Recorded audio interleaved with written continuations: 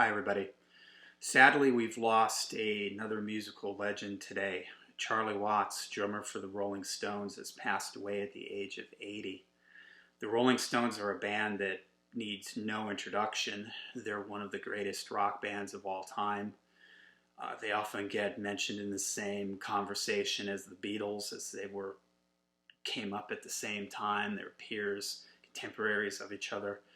And depending on when you talk to me, there's times and albums from the Stones that I think are better than the Beatles. And I've mentioned this before that I don't know if it's because of where I grew up, the time that I grew up and was discovering music.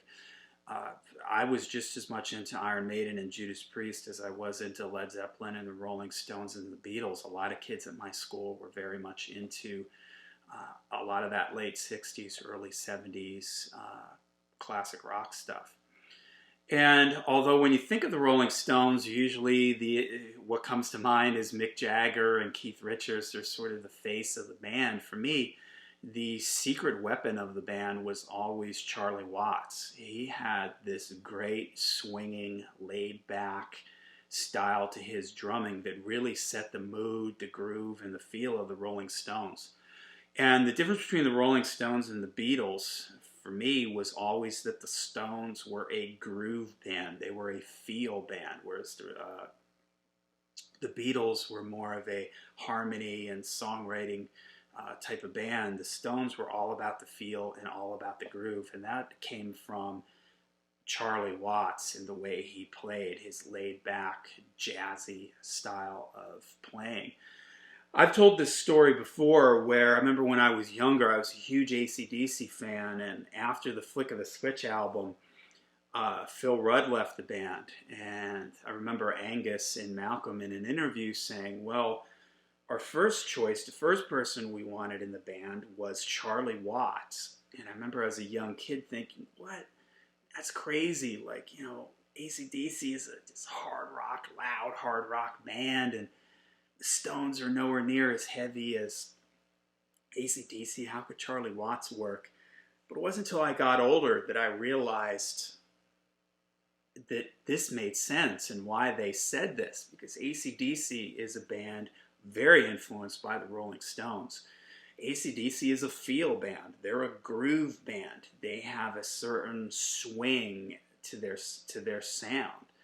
And that's what the Rolling Stones are all about. I remember seeing an interview with Malcolm Young where he said that AC/DC is a rock and roll band and that there aren't really any other rock and roll bands out there. And he said, except for us and the Rolling Stones. And what he meant by that was there's a lot of rock bands, but they don't have the roll part. The roll part is the swing and the groove and the feel, and the Stones had that. And again, Charlie Watts was a big part of that. Now, so as a tribute to Charlie here, I'm just gonna hold up a couple of my favorite Stones records. I mean, where do you start with the Rolling Stones? They have so many albums. They have so many great legendary albums, legendary songs that I just thought, all right, I'm just gonna grab here some of my favorites. Probably the 70s era of the band was my favorite era of the band, although there is some stuff from the Brian Jones era that I do really like. All right, Let It Bleed. This is a classic. I don't think I did a video on this, but GimMe Shelter. I mean, you talk about like a classic Charlie. I mean, this isn't on this album, but when I think of Charlie Watts, a classic Charlie Watts groove is the honky tonk women. That drum part at the beginning of that, the way he did with the cowbell and the way that just lays back in the pocket and swings, is just a great example of the feel that Charlie Watts brought to the band. But Let It Bleed.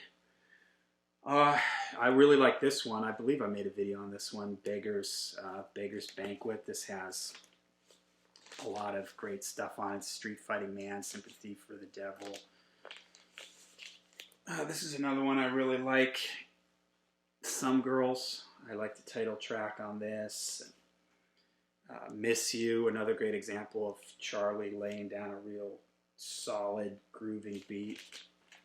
Maybe my favorite from the 70s, Sticky Fingers, full of all kinds of classics on this. Dead Flowers, Moonlight Mile. I always really loved Sway, the opening track on this album. And yet again, another song with just a great in-the-pocket groove. Here's one of their earlier like compilation ones. Get Your Yayas Out. They were really a great live band in the 70s. I liked them live in the 70s as they went into sort of the 80s and stuff.